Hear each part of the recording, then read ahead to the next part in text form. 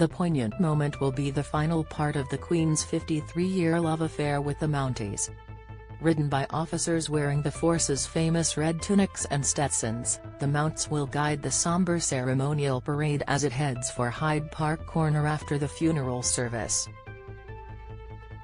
The horses will take pride of place ahead of the Queen's coffin, borne by the State Gun Carriage of the Royal Navy One RCMP steed. Taking part has particular significance. Elizabeth, named in honor of the Queen Mother, was gifted to Her Majesty in 2012, her Diamond Jubilee year. The 17-year-old will join George, 22, used by King Charles at Trooping the Colours since 2009, Sir John, a 14-year-old charger ridden by Princess Anne, and Darby, 16, a veteran of touring police display team The Musical Ride. The quartet will be ridden by Superintendent Kevin Fahey, Sergeant Major Scott Williamson, Corporal Justine Rogowski, and Constable Katie Loisel. Darby's rider Sergeant Major Williamson said it was incredibly humbling to be given the honor of leading the procession. He added, "It's hard to describe everything I am feeling. I have personal emotions of sadness and grief. There is a lot of pressure. We are in what we would call a no-fail mission, and that is to represent the force and the great people of this country during this ceremony." Hundreds of soldiers rehearse procession in Windsor. PA Images. The Queen made 22 official trips to Canada as monarch. Between 1957 and 2010 she visited every province and territory.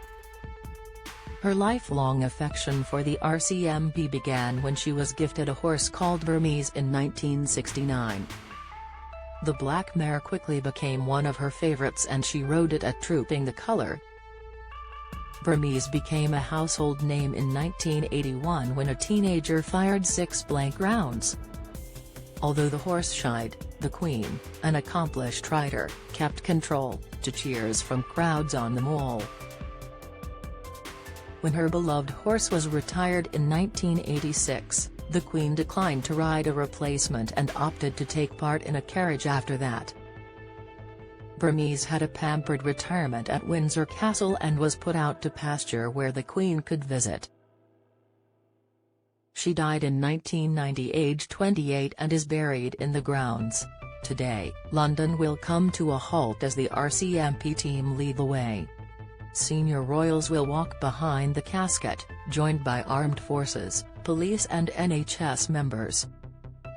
Princes William and Harry will walk side by side, following the King, the Princess Royal, Prince Andrew, and Prince Edward.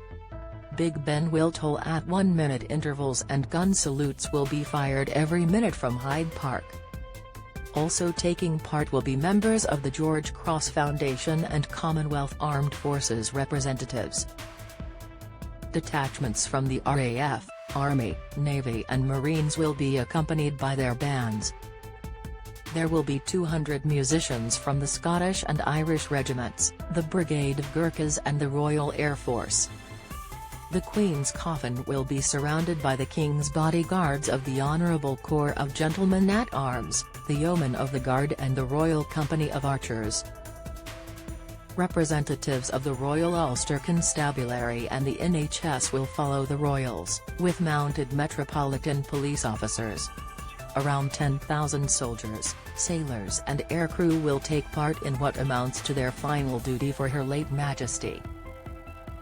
Some 2,300 police officers will line the route from Westminster Abbey to Windsor Castle. And more than 3,000 officers from forces outside London will be among the 10,000-strong funeral policing team.